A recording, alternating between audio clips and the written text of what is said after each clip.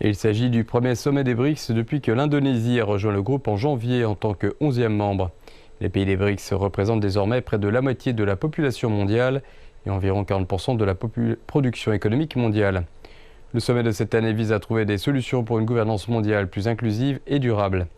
En mai, alors que les États-Unis menaçaient d'imposer des droits de douane à leurs partenaires commerciaux, les ministres du commerce des BRICS ont convenu de maintenir le système commercial multilatéral et de résister à l'unilatéralisme et au protectionnisme commercial, un message réitéré par le président brésilien Luiz Inácio Lula da Silva.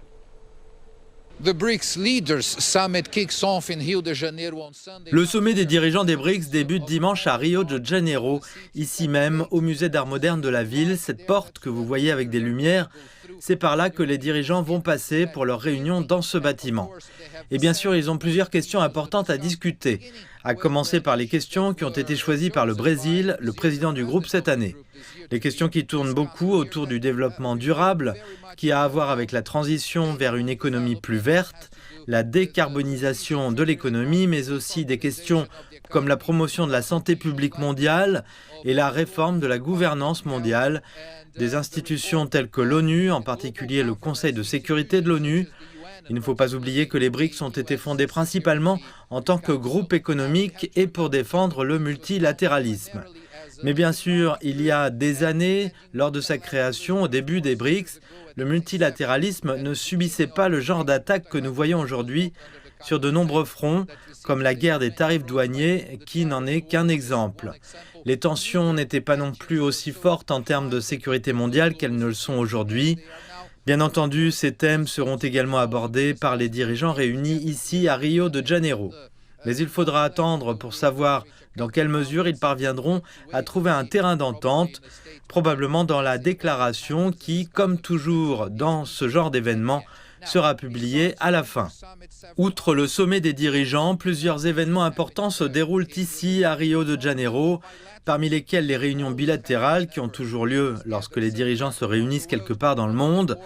L'une des plus importantes est la rencontre bilatérale entre le président brésilien Luiz Inácio Lula da Silva et le Premier ministre chinois Li Qiang.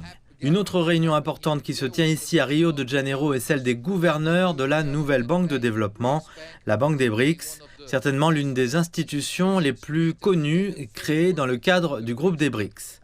Une autre réunion importante est le Forum des affaires des BRICS, qui rassemble des centaines d'hommes et de femmes d'affaires de tous les pays des BRICS, afin de discuter des moyens de développer ces nations. L'une des questions abordées était la manière de préparer les travailleurs à l'économie numérique. Le président Lula a assisté à l'ouverture du Forum des affaires des BRICS et a prononcé un discours. Écoutons ce qu'il avait à dire. Face à la résurgence du protectionnisme, il appartient aux pays émergents de défendre le système commercial multilatéral et de réformer l'architecture financière internationale. Les BRICS restent les garants d'un avenir prometteur. Nous avons donc entendu le président Lula parler du multilatéralisme, qui est l'un des thèmes clés souvent abordés ici lors des réunions des BRICS. Bien sûr, il existe des questions difficiles à traiter, des questions politiques délicates qui exigent une diplomatie prudente, mais une chose que nous entendons de la part de tous les dirigeants des BRICS, c'est l'importance qu'ils accordent au multilatéralisme, jusqu'à ce que les pays se réunissent pour résoudre de manière commune les problèmes qui affligent le monde d'aujourd'hui.